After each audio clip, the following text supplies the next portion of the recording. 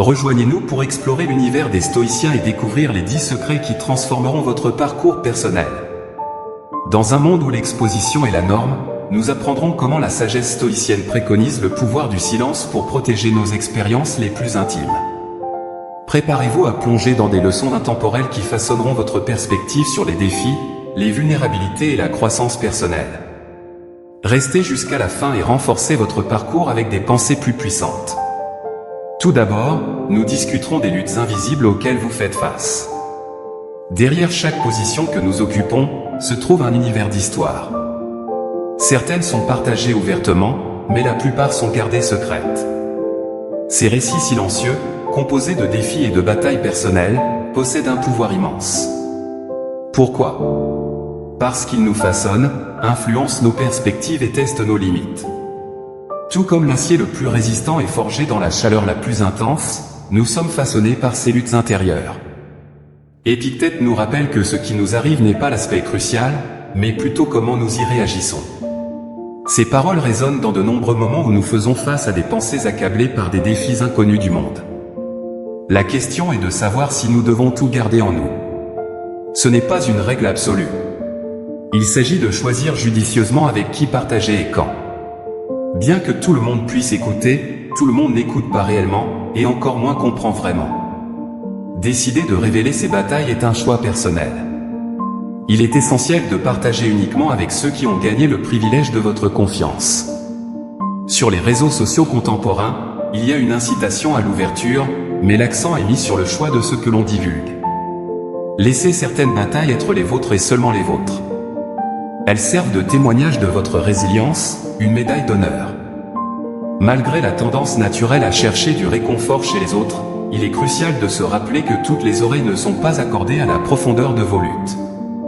Parfois, la musique de vos défis est mieux appréciée dans les sanctuaires silencieux de votre propre cœur. En fin de compte, comme le suggère la philosophie stoïcienne, la véritable transformation s'épanouit souvent dans les moments de réflexion tranquille. Un autre point pertinent concerne les voies de l'auto-questionnement. Vous êtes-vous déjà retrouvé au bord d'une décision, seulement pour être retenu par les voix douces de l'incertitude? Ces chuchotements délicats, tels que « je ne suis pas assez bon » ou « et si j'échoue » ou encore « je ne peux pas », sont des résidents clandestins de l'esprit, nous éloignant de notre potentiel. Bien qu'il soit tentant d'exprimer ses insécurités en quête de réfutation, un stoïcien comprend l'importance de les maintenir cachées, du moins jusqu'à ce qu'elles soient pleinement reconnues et affrontées. Pourquoi? Parce que ce ne sont pas les événements extérieurs qui perturbent, mais plutôt nos propres jugements à leur sujet. Cette perspective empruntée aux anciens adeptes du stoïcisme suggère que faire face à nos dialogues internes, plutôt que de les amplifier pour le monde, peut être une expérience transformative. Le monde, surtout dans sa forme actuelle, a le pouvoir d'amplifier nos insécurités. Partager un doute peut entraîner un déluge de conseils, beaucoup contradictoires, augmentant la confusion. À la place, envisagez d'adopter une approche d'une manière différente avec ces chuchotements dans l'arène silencieuse de ton intérieur. Laisse ta compréhension être l'antidote, non les opinions de nombreuses autres personnes.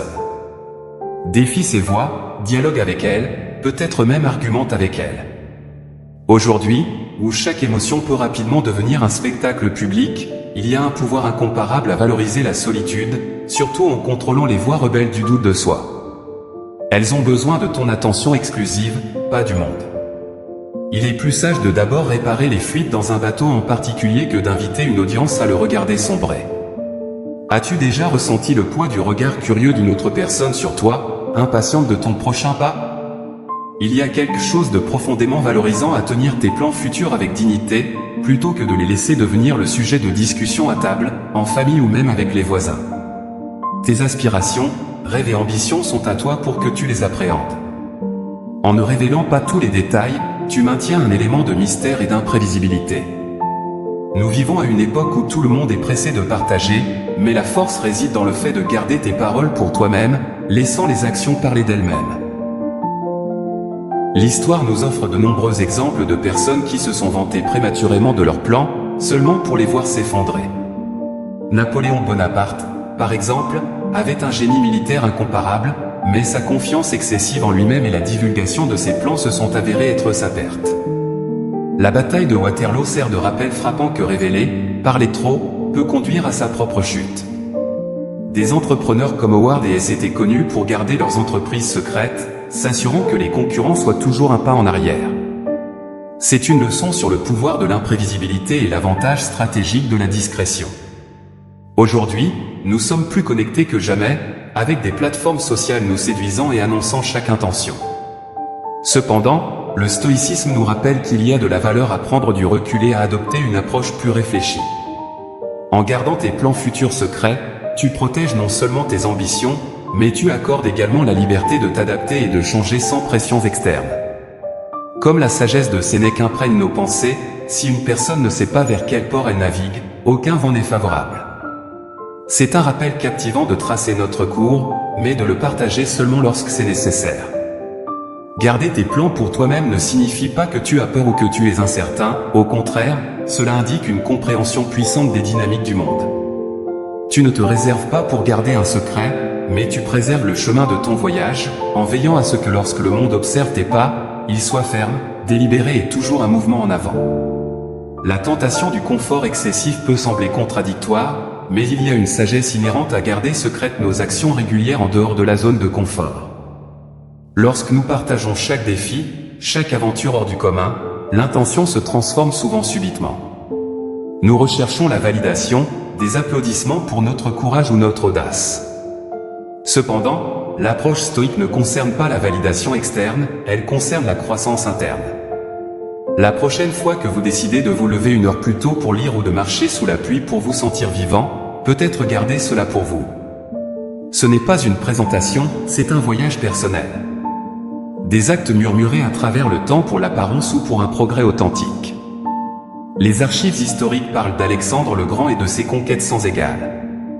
Même lui, au milieu des luxures qu'il aurait pu avoir, dormirait par terre et mangerait les mêmes rations que ses soldats. Il le faisait non pour montrer, mais pour se rappeler les réalités de la vie et ne pas se perdre dans la brume du luxe et du confort. Nous ne dirigeons peut-être pas de vastes armées, mais nos batailles sont réelles, nos défis ne sont pas moins significatifs. Dans notre monde en rapide transformation, où le confort est souvent à un clic de distance, rappelez-vous que ce sont le vent, la pluie et les chemins escarpés qui façonnent les montagnes. De même, nos défis, en particulier ceux que nous acceptons silencieusement, nous façonnent. Il est normal de s'installer dans le confort, mais faites aussi ces incursions régulières en dehors de la zone de confort. Marcher secrètement dans l'inconnu est là où nous rencontrons des versions de nous-mêmes que nous oublions souvent qu'elles existent. Oui, les vulnérabilités et les faiblesses sont présentes, on dit que tout héros a un talon d'Achille, un point vulnérable qui, malgré sa force, peut le conduire à sa ruine. Les êtres humains, dans leur nature magnifiquement imparfaite, sont composés de forces avec des vulnérabilités. Ces dernières, les parties crues et sensibles de notre esprit, méritent protection, et non exposition. Il ne s'agit pas de les cacher ou de les nier, mais de les traiter avec le respect qu'elles méritent. Épicure murmura, l'homme n'est pas affecté par les événements, mais par la vision qu'il en a. Cela suggère que ce ne sont pas nos faiblesses qui nous définissent, mais notre perspective sur elles. Accepter nos faiblesses est crucial, car ce sont les marques des blessures passées, des leçons apprises et même de la peur des batailles futures. Elles sont aussi profondément personnelles. Les divulguer publiquement peut nous rendre vulnérables aux jugements externes, déformant notre propre compréhension ou acceptation d'elles. En reconnaissant ces points particuliers pour nous-mêmes, nous nous renforçons, nous assurant qu'ils ne soient pas exploités ou mal compris. Cela nous donne l'opportunité de travailler dessus, les transformant de points faibles en domaines de croissance. Tout au long de l'histoire, de nombreuses figures étaient profondément conscientes de leurs faiblesses, mais ont choisi de les garder proches, les utilisant comme des moteurs plutôt que des obstacles. Abraham Lincoln, par exemple, a fait face à d'innombrables échecs et épisodes de mélancolie. Au lieu de rendre ses luttes publiques, il les a internalisées, permettant qu'elles façonnent son empathie et son leadership. D'un autre côté, la vulnérabilité de Jules César résidait dans sa confiance envers des alliés proches, aboutissant à une fin tragique. Ces épisodes historiques soulignent l'importance de reconnaître nos vulnérabilités, de les traiter avec soin et de veiller à ce qu'elles ne deviennent pas notre ruine. Partager trop est la norme de nos jours, avec la pression pour ouvrir son âme et exposer tout étant accablante. Cependant, il y a du pouvoir dans le silence sélectif. Reconnaissez vos vulnérabilités, appréciez-les et travaillez mais ne vous sentez pas obligé de les dévoiler au monde. Il est acceptable de garder certaines pages de votre livre fermées. Après tout, les mystères ont leur propre charme, et la véritable force réside souvent dans les chapitres qui restent non lus. En ce qui concerne vos peines personnelles, on dit que nourrir des rançéures, c'est comme boire du poison et attendre que l'autre en pâtisse. C'est un fardeau lourd à porter, un murmure constant à l'oreiller, la plupart du temps, un effort inutile. Cependant, choisir de traiter les peines personnelles en interne, à la manière stoïque, favorise l'équilibre interne et la maîtrise de soi. En choisissant de ne pas exprimer chaque irritation, vous cultivez une résilience interne, apprenant à gérer les problèmes en interne sans disperser votre énergie à l'extérieur. Cela rappelle un peu Épicure, qui a autrefois réfléchi en disant que ce ne sont pas les choses qui nous perturbent, mais notre jugement à leur égard. En vous retenant et en réfléchissant en interne, vous vous donnez le temps de vous demander si cette peine est valide, si vous pouvez la contrôler, et si elle devrait affecter votre état d'esprit. Cette introspection conduit souvent à la réalisation que beaucoup de nos peines sont passagères, ne méritant pas notre énergie. Et pour celles qui sont valides, les aborder de front plutôt que simplement en discuter peut être beaucoup plus satisfaisant et productif. En regardant le passé, nous trouvons des histoires de personnes qui ont laissé leurs peines personnelles les consumeurs, ce qui s'est avéré préjudiciable pour elles. Considérez la tragique histoire d'Ard et Alexander Hamilton. L'animosité mutuelle entre eux a abouti à un duel après des années de peine publique et personnelle.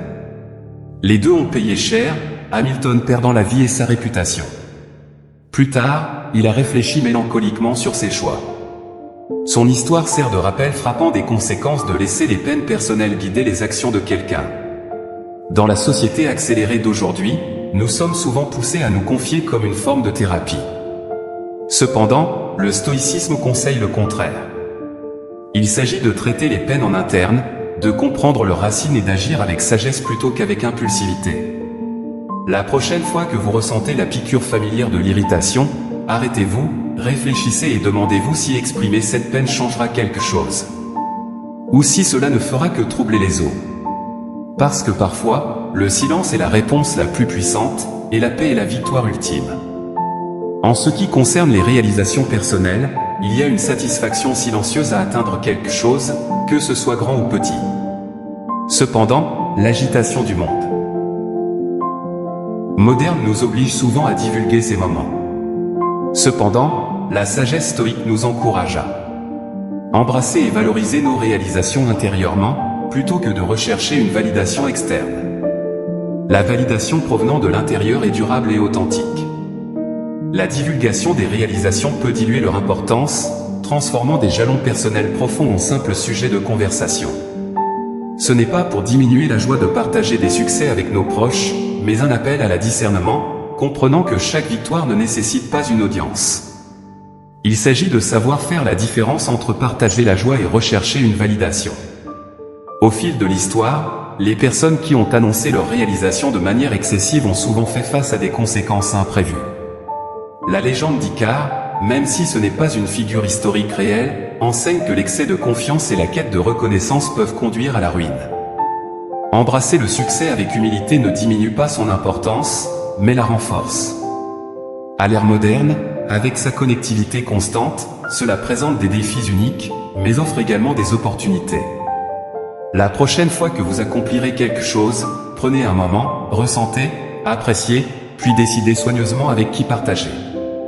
Les souhaits silencieux de votre cœur impliquent de petits désirs personnels, souvent restant comme des chuchotements silencieux facilement étouffés par le bruit de nos vies quotidiennes.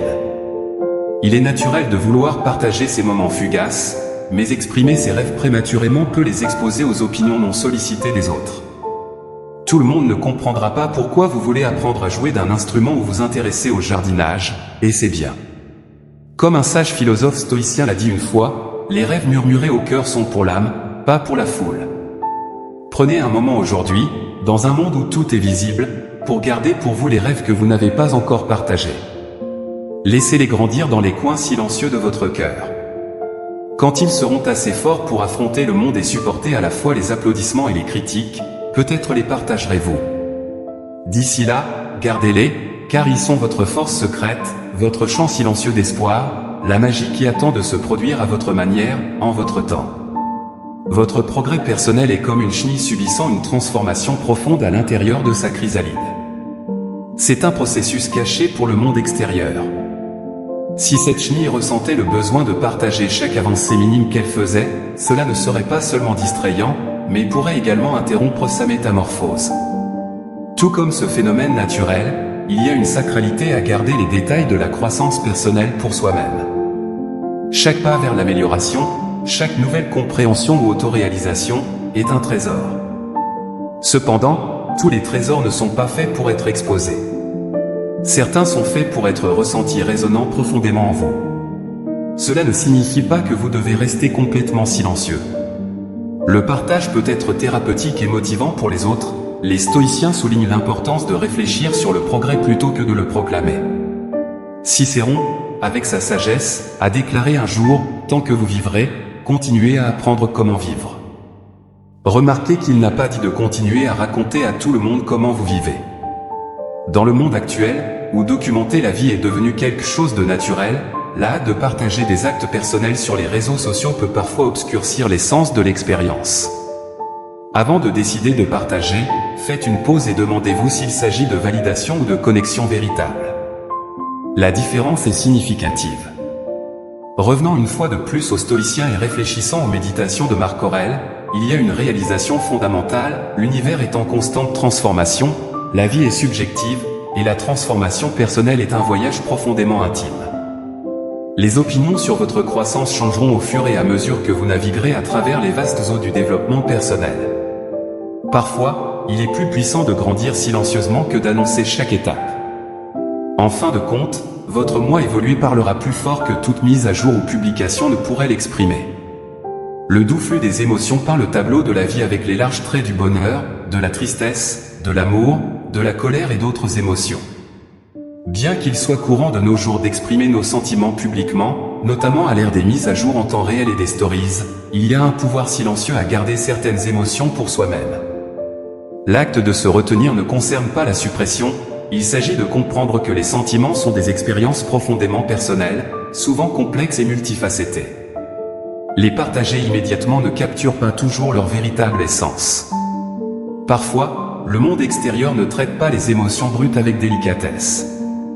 La perspective stoïcienne nous enseigne que les émotions, lorsqu'elles sont doucement retenues, se dévoilent à leur propre rythme, révélant des couches que nous perdons souvent dans la hâte. Pensez au célèbre empereur romain Marc Aurèle. Ces émotions profondes ont été capturées dans des notes privées connues sous le nom de méditation. Il s'agissait de réflexions intimes faites pour lui-même, pas de grandes proclamations publiques. Sa réticence à afficher publiquement chaque moment d'introspection reflète un miroir pour nos vies. À quelle fréquence prenons-nous vraiment le temps de nous asseoir avec nos émotions avant de les projeter vers l'extérieur? Le monde actuel valorise les réactions rapides, mais la sagesse de permettre aux émotions de se calmer pour les comprendre vraiment avant de les partager est cruciale. Toute émotion ne justifie pas une publication immédiate, certaines, préservées et réfléchies, évoluent vers des compréhensions plus profondes ou se transforment en quelque chose de complètement différent. La prochaine fois que les émotions surgiront, envisagez de leur donner de l'espace. Laissez-les respirer, après tout, elles font partie de votre voyage personnel à travers le vaste paysage de la vie. Tous les voyages n'ont pas besoin d'une audience, certains sont meilleurs quand ils sont parcourus seuls, juste pour être partagés quand le cœur le souhaite vraiment. Nous vous remercions de nous accompagner dans ce voyage. Si vous avez un sujet ou une idée que vous aimeriez approfondir, n'hésitez pas à les partager dans les commentaires. Cela nourrit notre mission de vous offrir des réflexions encore plus profondes. Si vous avez trouvé quelque chose de valeur dans le contenu d'aujourd'hui, n'oubliez pas de liker et de vous abonner. Travaillons ensemble pour maintenir la flamme de la connaissance bien vivante.